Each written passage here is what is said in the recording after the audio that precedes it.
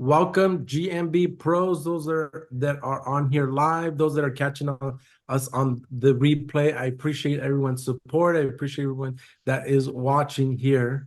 What I'm going to do is I'm going to go ahead and let me go live on Facebook. That way we can get some interaction there as well. Boom, boom, boom.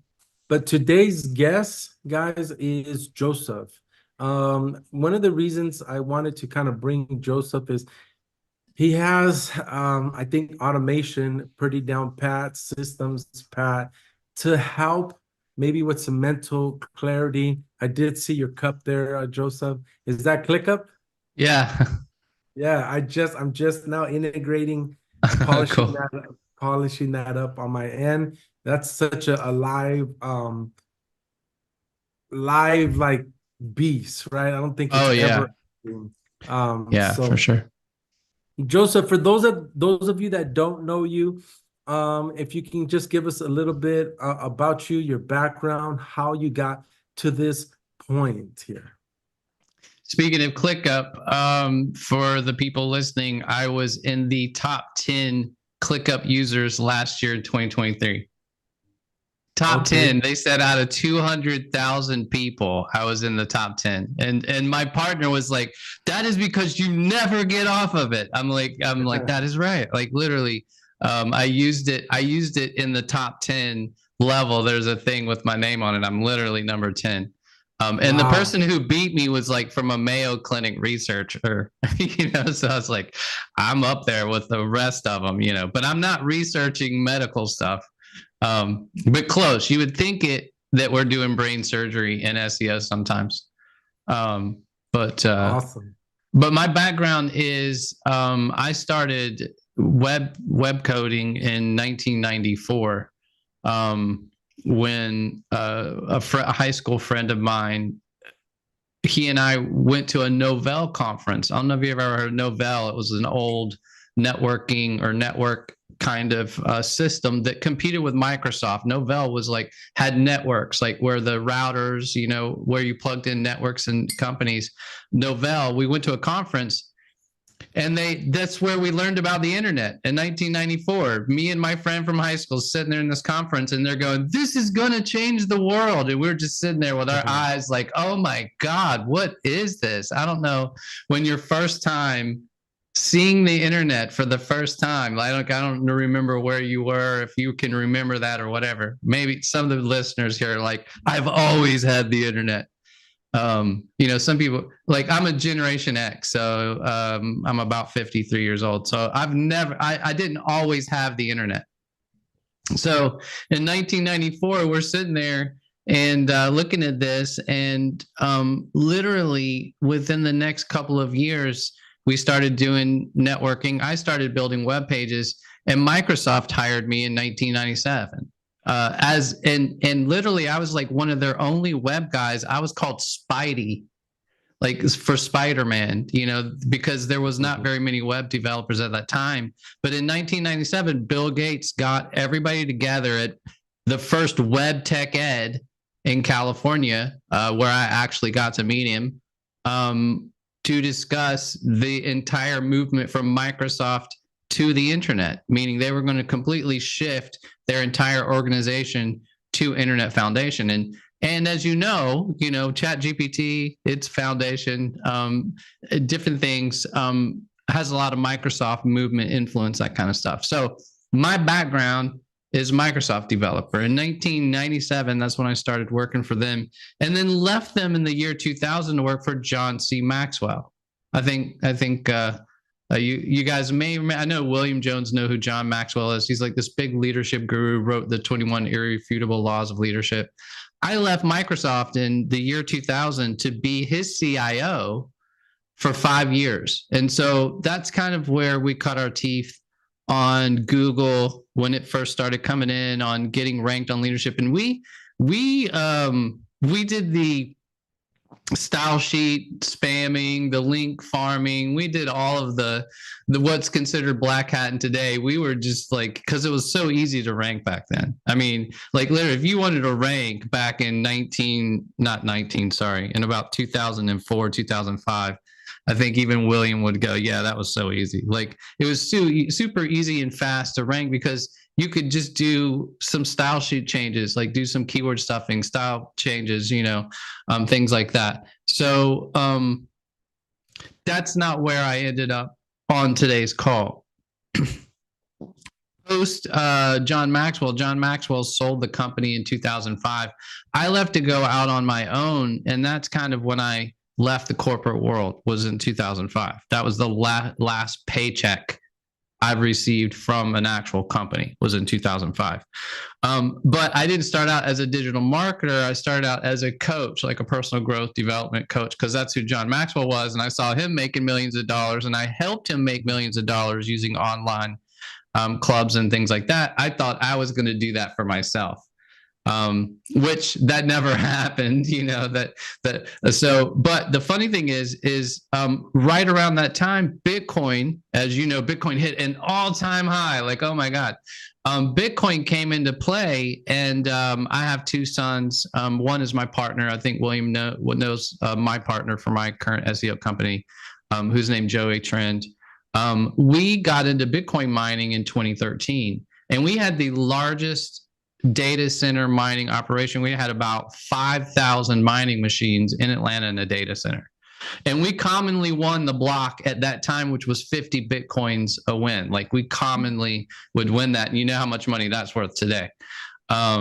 Back in that day. So I sold all of my winnings in 2015 and went to Berklee College of Music to become a drummer because I wanted to be in a rock band. So literally I took all my Bitcoin winnings and I cashed out. I shouldn't have cashed out because, man, I would have so much money right now. I cashed out in 2015 and took that and went to Berklee College of Music because I always wanted a music degree. And I knew that I couldn't get a Grammy because I'd set this goal. I was going to get a Grammy, goals of all goals, right? I still will never get that Grammy, but I set this weird goal. And so I knew I had to go to a music school, and I won all this Bitcoin money. I call it winning because it's like playing the lottery almost. I won all this Bitcoin money and went to college, got the degree, got signed to a rock band, got a record out there. There's a record out there, signed to a rock band, went on tour in Atlanta, and guess what happened? COVID. So, just when you're ready to get out in the crowd, right? Like right when you're launching, you got your album and you're about to just go ballistic on the crowd. You're about to go to every club, every event, every venue, guess what got canceled for the next 2 years?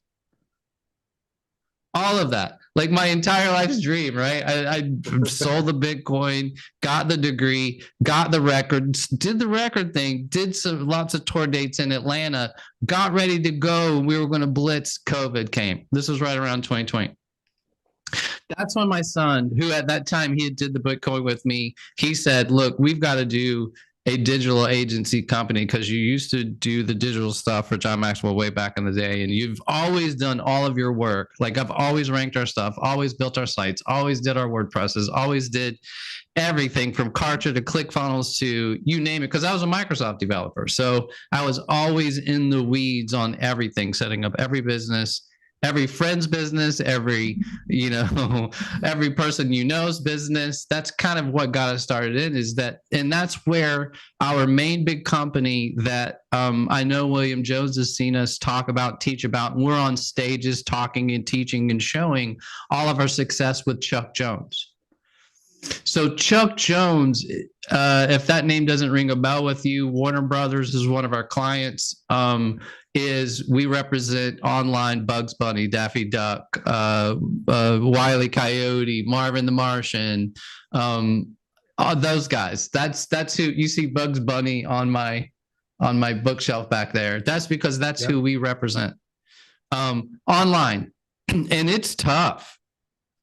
Being ranked, top for Bugs Bunny, being ranked top for Marvin Martian, these particular types of keywords. We've sold $6,500 paintings with search engine results, and we've documented it, case studied it, and we teach about it. That's one of the, case studies that we use is going, get really targeted on the product, sell it with search. You know what I mean? And selling with search is dialing in that superintended search that you know the buyer of the buyer. Like we can find the buyer with our intention and dialing content to them specifically.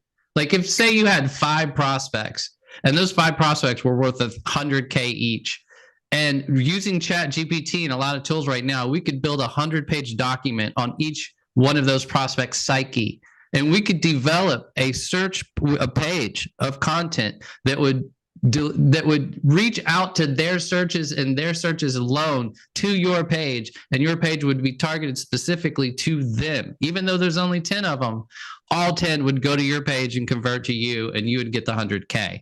That's kind of how we dial that in. That's the secret sauce that we have and love to do, is we take something that's super specialized and go, that we can dial that in. Meaning if there's somebody online, and generally speaking, I mean, we use some tools to find out, is there any people looking for stuff, you know, like using SpyFu or Mangles or whatever, to see if there's any people looking for stuff. But man, we'll target stuff if it has a high LTV, a high lifetime value of 10 searches, 20 searches. You know, we're not the guys who are like, oh, it's got to have 100 or more before we'll go after it. No, it can only have 10 if those 10 are worth 10K or more. Do you know what I mean? Meaning it's the money that drives the equation, not necessarily the actual activity, because activity doesn't mean cash to us. So anyways, I know that's going past the post office, but basically started in wow of the internet, then ended up Microsoft developing. But the thing that I developed at Microsoft was a Facebook copycat. And I say copycat, Facebook copied my app. My app was called InfoNet. It was Cox Communications. For 3 years, I was the consultant for Cox Communications. You've probably heard of them before. Yes. And basically helped them build, it was called InfoNet, and they never fully launched it to the public. Facebook kind of launched it out, but we had the picture on the left, we had the profile, we had connect and message your friends and the feed and all that kind of stuff. We had that way before Facebook or MySpace. We had that in 1999. And actually my project, you see that Pinnacle Award on my shelf there, won the 1999 Microsoft Project of the Year. And that should have been a Facebook. So talk about, I should be a Bitcoin billionaire and I should be a Facebook billionaire, but I have none of that. Okay, so let's just start there. Anyways, that's where I'm at. Anything else? I mean, that's a great story. I would love to kind of unpack or peel that onion a little bit. Lifetime value, like I don't think you always hear like pick a niche and is a profitable niche, and like you just gave me like an aha moment right now. Nice. As far as, okay, if you want to get into the ranking, and if you want to dip your toes in lifetime value of a project, of a company, of like, even if it's 10 searches, right? Everybody's stuck on 500 and 1,000, right? Yeah, low difficulty level, right? Can you like maybe peel that onion a little bit, and how to find that, what tools maybe somebody should look at, or what is the different frame of glasses that they should wear when doing that? Yeah, and so my partner does it best. I mean, I'm copycatting him when I talk about this a little bit, because he's like the keyword maestro, as we call it. But essentially what you're looking for, and it's right there, readily available. It's on the Google free tools if you're using the keyword planner free tools. I use Mangles as a keyword tool. I also use SpyFu sometimes. But basically the main thing that we're looking for is, we use Chat GPT to kind of dial in search queries that may or may not be just off the top of your head, or, you know, most of the time when you're looking and you're throwing stuff in, you're throwing in the main stuff off of the top of your head. Unless you're an expert or specialist, it's hard to know exactly what that is. So we use Chat GPT to say, hey, acting as a, you know, homeowner who's desperate about heating and air, and, you know, their furnace is broken, what are the keywords that they could be typing into Google? That's where we start. Okay. Now, what that will do is generate, and I have a training where I do this live, and it'll generate probably about, and I tell it to give me 50 keywords, because then you can take those 50 keywords and throw it in your bulk checker. Okay, that's the key, bulk checker. So your keyword planner, your Google keyword planner for free has a bulk checker. Surge Graph is another tool I use that has a bulk checker. So you take those 50 keywords from ChatGPT that are long tail, because you told it, hey, give me what the homeowner may be typing in. And then you throw that into your bulk checker. And what you're looking for there is not the highest search volume. Okay, as you said, Alfredo, you know, that's what most people look for. We're looking for the highest CPC, meaning it's got to have a cost per click the highest. So we sort it based on the highest CPC. And a lot of times you see there, it may only have 20 searches, but the CPC is like 78. And you go, well, but then that difficulty is really low, because most people don't know, but the people who's doing PPC know about it. The people who's doing SEO don't target it because it only has 20 people. But see, that's where the magic is because the CPCs know something that your SEO don't know. And you're not just, we're always trying to be rewarded as an SEO by numbers and traffic, numbers and traffic, numbers and traffic. But what if the client was actually making 10 times more revenue?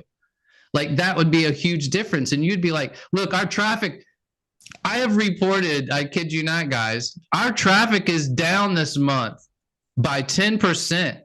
But our revenue is up by 25%. Now, that was on purpose, meaning we pruned some things. Sometimes you have to prune some things to get some authority moving in the right direction for some keywords, right? So we had to prune some things that got rid of a bunch of what? Junk traffic, non-converting traffic, traffic that's not doing anything for you. Yeah, you can go, look, client, I'm getting traffic, or I'm ranking for this keyword. But if it's not producing that CPC, if it's not producing that ROI, then it's not worth it. So that's what we do. We ChatGPT cheat. That's a cheat code, right? Then take all those, throw it into, this literally takes me 5 minutes. Throw it into bulk checker, spit through that, sift through that, see the winning words with CPC. Oh man, here's some 5 words, low difficulty. There's not tons and tons of traffic there. That only amounts for maybe 100 visits, but dang, look at how much money that would cost if I was paying for it with a credit card. So, and look how easy it would be that we could go get it tomorrow with a good backlink, a good article that's, you know, we could go get that because the difficulty was low. And you can see that in SpyFu and Mangools, even in SEMrush. In those tools, you can see the difficulty of that long tail word that, say, ChatGPT produces. You can see what the difficulty is, but we're not looking for that. We're looking for the CPC. And generally, the lower searches have a lower difficulty because SEOs don't target or go after it as much or readily as say I do. I think it's just low hanging fruit. I'm like, that's the easiest. Like, because what I do is I build 50 pages of 10 per click words, right? How easy is that? Like, we could get the, and then you could go, look, client, all 10 pages are ranking and generating traffic. And guess what? All of those particular pages are very search intended to do exactly what you need them to do. You know what I mean? The content, the pictures, the EAT score, the experience, you know, the engagement, everything. It's all geared specifically towards that intention, which is what Google wants you to do. And there's room to do. And the other thing, guys, is this particular tactic, using the search, using ChatGPT or Claude, using AI first, getting that list of keywords, doing it in this way, actually puts you first. That low tail. That's what the AI bots is looking for.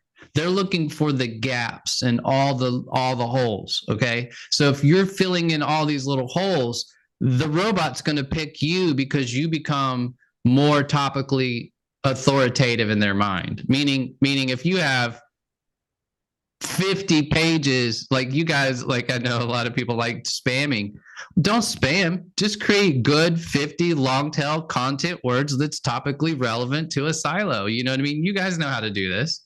Like, just silo it all out. If you had to do 50 pages of long tail, high intent, very high CPC, because high CPC leads to high LTV, Alfredo, meaning the lifetime value, the money that they're making. Our clue is what people are paying in PPC. That's our clue. So if they're spending a lot of money there, they're making a lot of money on the back end. So that's the gamble that we work towards.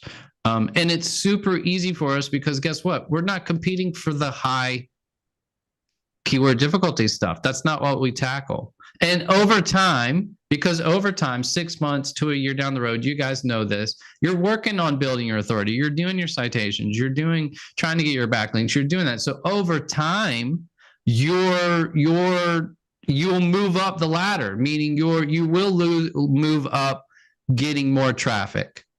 Do you know what I'm saying? You will, because you'll move up the keyword difficulty ladder, and you'll go up with higher cost per click items as you move up the ladder.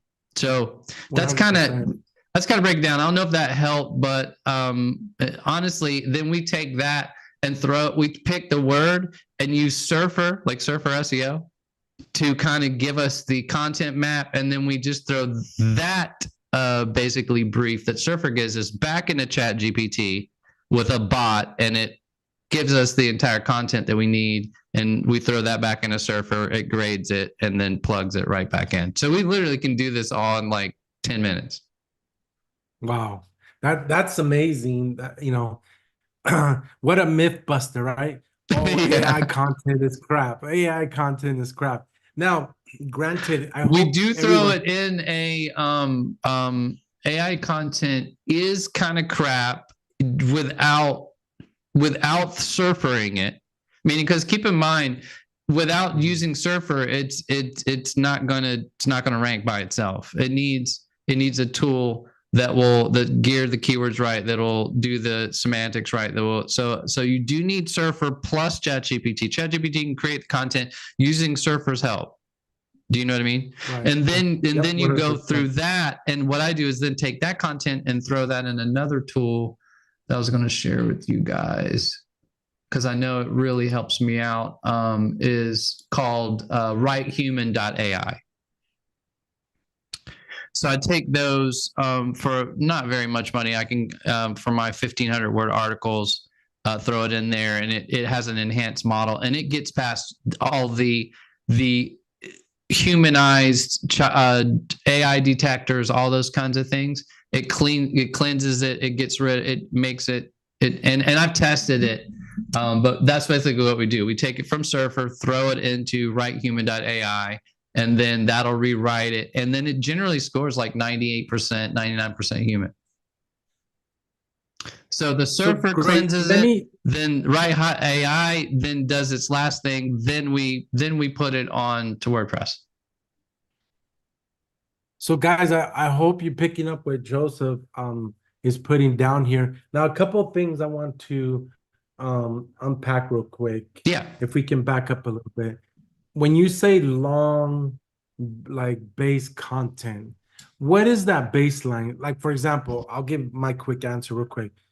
No matter what, well, it does matter, but as a rule of thumb, 1,000, 1,500, depend on the niche, the location, like that's your baseline, right? Because I find if you're too low and you write about 1,000 to 15, you'll beat the low guys. You're not the outlier, and you're right, in that sweet spot.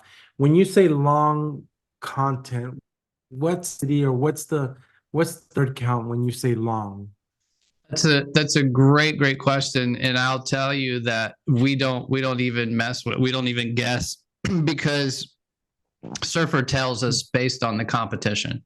Meaning Surfer, okay, after we've done our keyword research, we pick the words that are the words we're going to create the page on, right? So say a page could be heating in air Portland, you know what I mean? That could be the phrase. Then we take heating in air Portland, throw that into Surfer and say, do a content thing for me. And then it goes through and does its research. It does the top 10 or it hones in. And then you say, give me the LSI words, give me the NLP words, give me, dial it in or whatever. When it gets that dialed in, I take that brief, it will produce a text file and throw that into Chat GPT and tell it to use that brief and create me the article. Now, it depends on what it found in that it takes a look at the competition. If all those pages only had 600 words in content, it's only going to create 600 words in content. It's not going to say, let's create 2,500 words for every piece of content. Because some of what you may be working on or going for is a product page. And that product page isn't going to have 2,500 words of content unless it's a long form sales or whatever and you're competing against. But the AI does the research and tells you this is 600 words, this is 1,500 words, this is 2,500 words. We don't go, all pages are 1,500 words regardless. Surfer tells us, when you look through it, because Surfer could say, this word needs 25 images. And you're like, what? Yeah. Depending on if it looked up the top 20 ranked pages and all 20 of those pages had 50 or more images, guess what your page has to have? 50 or more images, because you got to look like everybody else in the SERP, right? And if all those pages were we've seen some searches, I kid you not, that were like 4,800 words. So if we would have came out with 2,500 words, we wouldn't have cut the mustard. We have to come out with 4,800 words. That's crazy. But the entire competition of that particular phrase required 4,800 words. So we don't write based on a set format. We write based on what Surfer tells us. And Surfer, but we don't even write it. We just take their thing and throw it into ChatGPT. And if it needs, what our prompt will do is, because ChatGPT only writes like 500, 700 words at a time before it crashes or stalls out. So you have to tell it to keep writing and give me prompts to keep going when you need, you write it in there where it will say, okay, I'm ready I'm ready until it gets done with the thing. So with the well-adjusted prompt, you can get it to do the 4,800 word article, the 2,400 word article, but you have to be there with your finger on the button. But hopefully that answers your question, but we don't guess at it. Yeah. It tells us after it's done the research. Beautiful. And a manual lookup would be to manually look at the 20 people that's ranking for what you want to rank and copy them. Yeah, that's beautiful. Now you mentioned something. It's funny you mentioned it because I have it right here. What is your thought when if I say, well, a couple things, there's two frames, because I think one will be a quick answer. The first one is, how important is LSI, entities, variation of your keyword? And number two is, like, when you put something up, you throw it, either you revised it or you put it up brand new. What's the time frame that Google picks it up, and says, okay, I'm ranking you somewhere, whether it be good, bad, or ugly? Like, what's a time frame for clients to say, hey, this is a long game, or no, man, I got this down, like, we're going to see improvement? So two-part question: LSI, entity variation, and then time frame for results. Yeah, definitely. Great questions. The LSI thing is, in today's day and age, it's funny. LSI Graph changed their name to Search Graph. I think, I don't know if you know that, but they're now Search Graph. Great tool. Used to be LSI, because LSI, people don't use that anymore. They don't like to use that that stands for latent semantic index. And people don't like using that as a term. But basically what it is just using keywords that are also like a particular keyword. And people don't like that because it's confusing to the reader who's seeing auditorium and, what's another word for an auditorium? Cafe, or, if you're reading an article and they keep switching up the word on you, you would get frustrated. Okay. So LSI is no longer a tool, but what became the tool is NLP. which is the natural language processor. And that's basically saying, let's not LSI, let's not do a semantic thing where we're just doing a different thesaurus version of the word. That's crappy for the reader. Okay. The reader, that's no good. But did it used to work for Google? Yeah, because Google wasn't the reader, right? Google didn't know it sounded bad or didn't read good. They're not a human. But the natural robots do now know LSI could get you deranked, meaning if you have a page that's been LSI graphed, you could be deranked for that potentially because it doesn't read well because now the robots are going to read it and go, this doesn't read well. So NLP is now what the AI tools use, what the LLMs use, which is ChatGPT and Claude and those. They basically use kind of this new algorithm that's built on NLP. And so Surfer has NLP words, which is just natural words that are around the topic or the word. They're not synonym changing, say the word auditorium to music hall. Okay. They're not changing it synonym. They're just making sure that any words that are located around auditorium, like popcorn stand, are also around words like music hall. Do you see what I'm saying? Meaning they're natural. They naturally fit. They naturally go along. So when you incorporate NLP, that's the new magic. Meaning, so make sure that you are using natural language processing. There's plenty of tools out there: Sonic Writer, SEO, Surfer SEO, ScaleNut, Longshot, on and on and on. There's lots of tools out there that will give you the NLP. I think even SEMrush now analyzes for NLP keywords and that thing. So NLP is the thing you want to make sure that your pages use the most of to get the most bang for your buck. And hopefully that covers that part of the question. The second question, is that good enough on that part of the question? The LSI question? 100%. 100%. Yeah, okay, cool. Quick, Joseph, somebody asked, is Surfer SEO similar to Page Optimizer Pro or Phrase? He's asking, since we're kind of in this topic here. Yes, Phrase is not quite as well. Phrase has come a long way. It's not quite as detailed as say Surfer SEO. Page Optimizer Pro is really, really strong. I think that's Kyle Battis or Kyle Roof. Maybe I'm getting the names wrong, but it's really, really strong. I've used it. I used to use it before. It's the precursor to SEO Surfer, meaning Page Optimizer Pro came out, but it's using NLP and LSI and different stuff like that. But there's plenty of tools out there that are basically SEO writers. They're just taking your regular SEO and they're just making it a little better and analyze a little better. But they're both good tools. Page Optimizer Pro is a good tool. It's just way more complicated and it doesn't spit it. I've just learned to use Surfer because it's copy and paste for ChatGPT. It's like really easy just to copy and paste. Their brief will do a brief as a text file. And since ChatGPT is a text reader, you can just copy it and paste it right into ChatGPT. So that's why I prefer Surfer. But it's the same as Page Optimizer Pro and Neuron Writer and ScaleNut, and there's lots of them out there. If you just do SEO Writer now or SEO even AI Writer, there's tons of them out there. The second part of the question was getting up to speed. Now, here's one thing I want to note.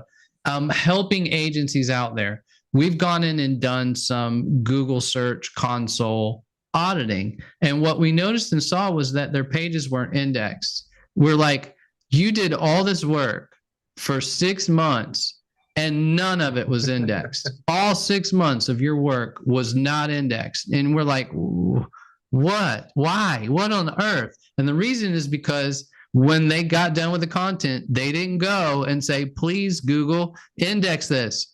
Just click one button. You take your content. As soon as you're done, you go to GSC, you paste it and say, Google, go crawl this, go index this. And Google will go do that. That's what it will do. And then we saw that they didn't have their sitemaps up. Why isn't your sitemap up pointing to all your pages? That makes no sense. So sitemap up.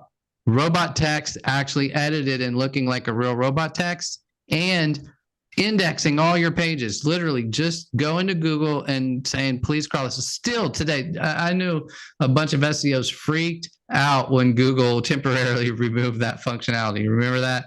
Like when they temporarily remove the indexing, it's like, oh no. So in WordPress, Bing will do automatic indexing for, you can click that on, I think, Rank Math plugin. But also, this is the second piece of that. So if you do that, that'll get you in the index faster. Okay. That could even get you in the index tonight. You can't rank without being in the index. That's step one.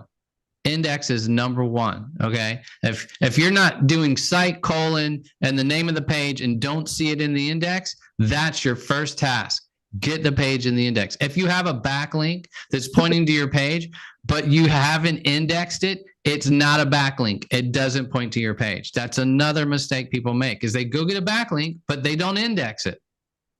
Why aren't you indexing your backlinks? Because that's the only way it's going to show.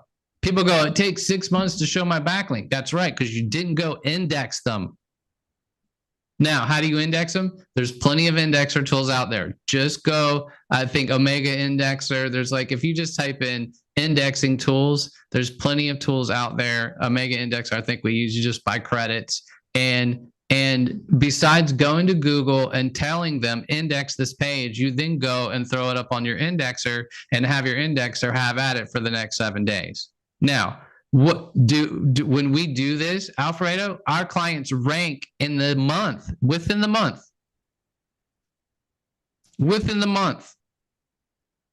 Index, robot text, sitemap, Omega Indexer, target low-hanging fruit, smaller keywords, not bigger keywords. Your clients are going to have money within the month. That's easy. It's easy. It's low-hanging fruit. It's the easiest stuff. It's taking candy from a baby. I kid you not. Especially with ChatGPT. When you see all these people making millions of dollars with ChatGPT, that's because we just press a button now. We don't even have to think about it. Because as I said in the opening of the call, I go in and say, the customer tells me, what is your biggest problem, challenge, pain point? Okay, what is the biggest problem, challenge, pain point? I throw that in ChatGPT. Give me 50 keywords. I don't even think about it. I don't even need to. I tell it, give me 50 keywords, and then throw it in a checker, let it give me the top words with the CPC, and then I take those words and throw it in a content creator, and then throw it, you know what I'm saying? This is literally just, you can automate the entire process, even the creation of the page, throw it on a WordPress. I mean, keep in mind, you got to know WordPress, you got to be able to connect these things. There's some connectivity issues in there, but besides that, it's a process that you can literally do without having to think too much of it, because we have AI. And that kind of takes the hard work out of back in the day. Remember, I said I started in 1996. This is so easy compared to back then, when you had to hand code the HTML, you know, like the slashes and the open brackets, close brackets. Like back in that day, we had to hand code all that stuff. So anyways, 100%. I don't know if that helps you, but we can get it done within 30 days on low stuff. We're not looking for high stuff, or really, you can, if you go, hey, you're a builder in the network, how quickly can you go after Home Depot? No, that is not what we're doing. But how quickly can we get you some clients? We can get you some clients. We can use SEO. It's another traffic method, meaning there's a technique, there's a tactic to it. We can get, just like PPC, we can get you clients with PPC. We can get you clients with SEO. Everybody says it takes longer with SEO. That's because they're not indexing, they're not site mapping, they're not doing SEO 101. They're not doing the basic stuff. It's like, you can't be a Michael Phelps if you're not swimming the basic strokes. It just can't. It's impossible. You have to have the basics if you're going to be an Olympic athlete. And that's the problem. Every single agency that's one of the services that we do. We go in, we do an audit, we look and see what the agency's doing, we look and see what the team's doing. And every single agency that we've looked at in this space is not doing the basics. The overlooking them, just getting in the weeds, you know, getting in the ranking weeds, getting in the backlink weeds, whatever those weeds are, you know, the weeds. You're smiling like, yeah, we know the weeds, and not doing the basics. It's funny you say that.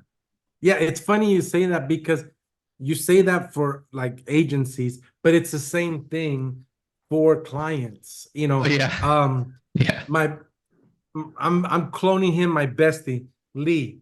Yeah. He teaches a program the day one, week one, first thing, and he clones it, and I think I gave him enough credit where I can take it now is take the handbrakes off, take Yeah. the boot off of your Lambo, put gas in it, because what good is it to have a nice Lambo, but there's no gas, a boot, and a handbrake? How fast are you gonna go? You're not. And I kid you not, Exactly. I had a client, I took him on.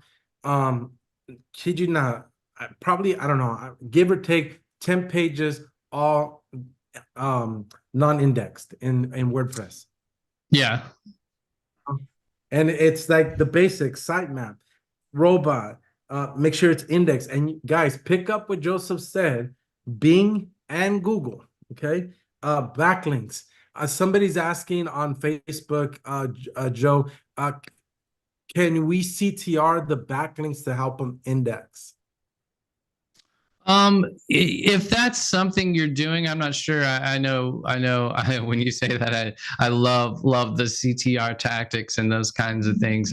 If you're doing that, and that meaning if it's not going to hurt, it's definitely not going to hurt. But because what you want to do, you don't have to overdo it.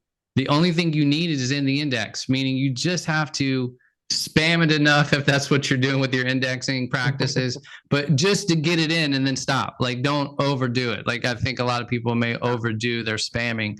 If you just do enough, verify it's there. If it's there, then take the heat off. You know what I mean? Look natural. That's what we always say. Look natural.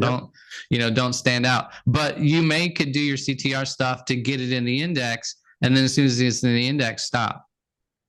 You know what I mean? Yep, and that's the key. 100%. Because if it's in the index, and the quicker you can get in the index, and sometimes it gets in there really fast. I know Bing will get in there like lickety split. And sometimes we do some other signals, because you talked about entities and different things like that. We're schema. We love schema. So we like connecting entity dots. We like making sure author boxes connect to LinkedIn profiles, connect to prolific, because the A in the E algorithm is authoritativeness, which is prolificness, which is entity connections. Which means, again, for the people listening to the call, if you're doing content and there's not an author box on it, you're missing your EAT score. Okay. Every piece of content needs an author on it, and that author needs to have social media links on it.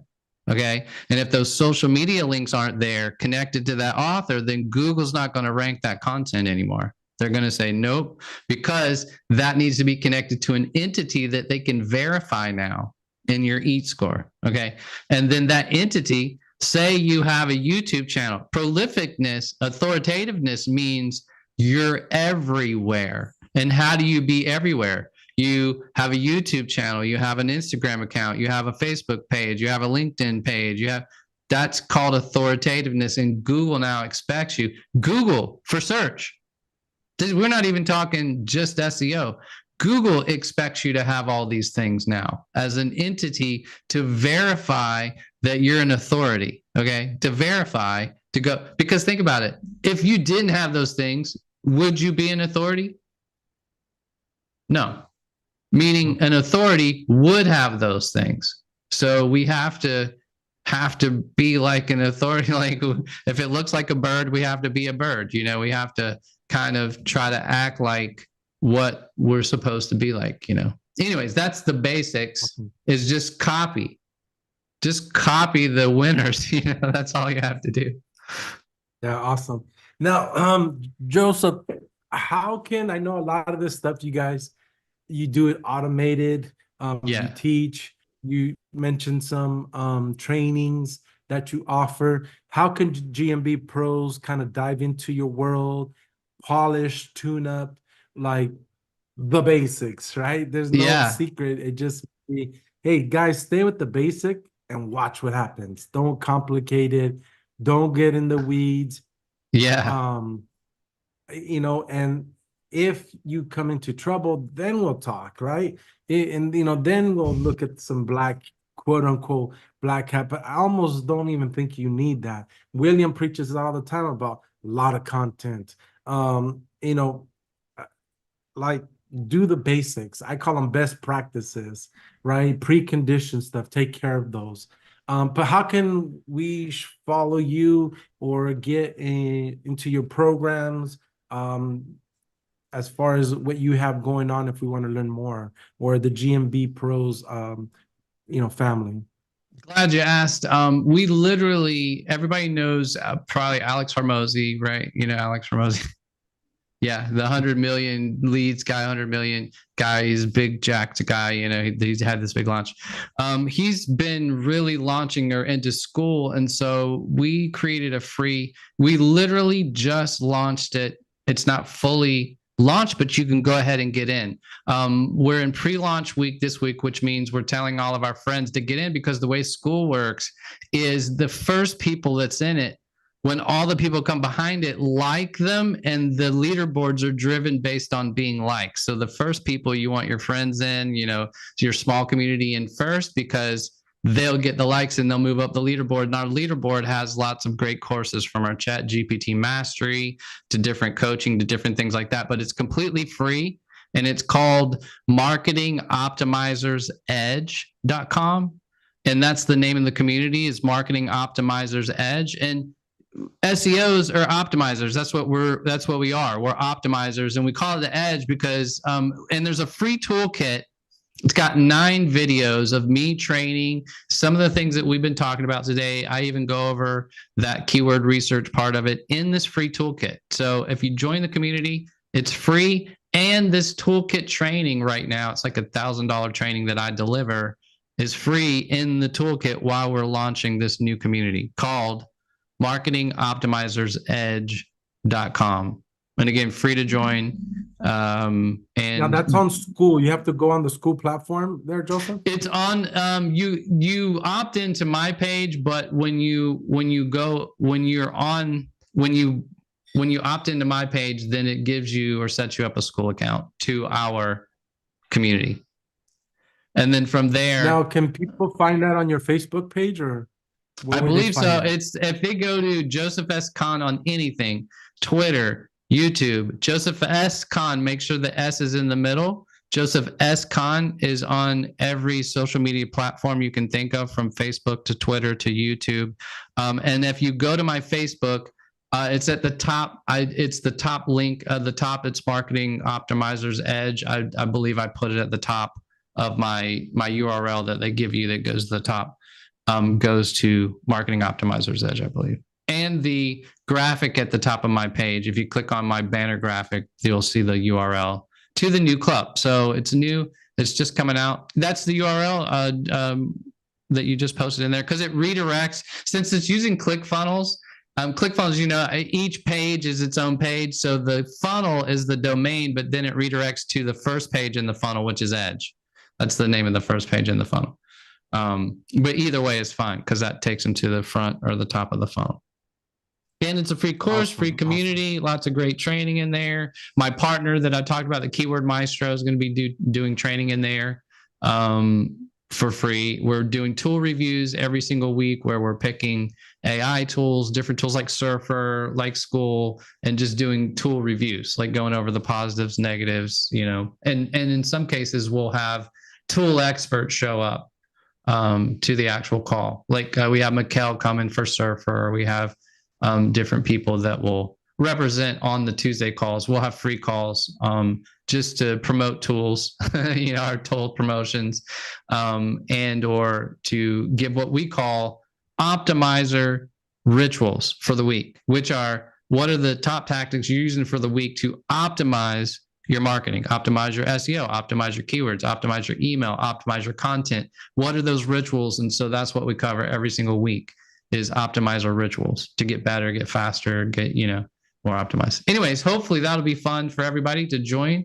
William already joined. He was in, he was in there just lickety split. As soon as he saw it went live, he was one of the first people to get in there. So William is already there. So guys, don't fall behind. We love Joseph. And guys, this is a must replay, but you got to listen to the details and pick up what Joseph's telling you just on what he covered today. He gave you the tools. He gave you what to do, how to do it. right? If you want more details, like, okay, what is the prompt? Follow him, join that school. It's free. He's giving more training on there. I'm sure, guys, I've said this before, all these, I don't know if you want to call them expert gurus, I don't care who they are, right? If they see that you're putting to practice what you're doing, I'm telling you, they're more like, man, this guy's done this is what he's done. Okay, more willing to help you. So I hope you guys pick that up. Now, Joseph, the last question, Yeah. and I want to say thank you. I appreciate what you brought here today. Very nuggets, right? Just pick up what he's putting down. Last question I asked this about on all our guests here is what is a fun fact about you that nobody knows? Ooh, that nobody knows. I was about to say that I was the drummer for Pussyfoot, but a lot of people knows that. That nobody knows. Oh man, fun fact that nobody knows. That is crazy. I don't know. I get the same reaction with everybody. Everybody goes, "Oh man, you killed me with the nobody knows part," because I'm an open book. Everybody um, knows me. Most people don't know that I don't know who my real dad is. Okay. That's a Super fun personal. fact. That's a new thing for me. My dad died, but come to find out, he wasn't my dad. So that became a weird mystery, and it's still a mystery today. So that is a fun fact that nobody knows about me. I don't even know about me. Okay. Wow, That that just you happened, like haven't. literally, like within 8 months ago.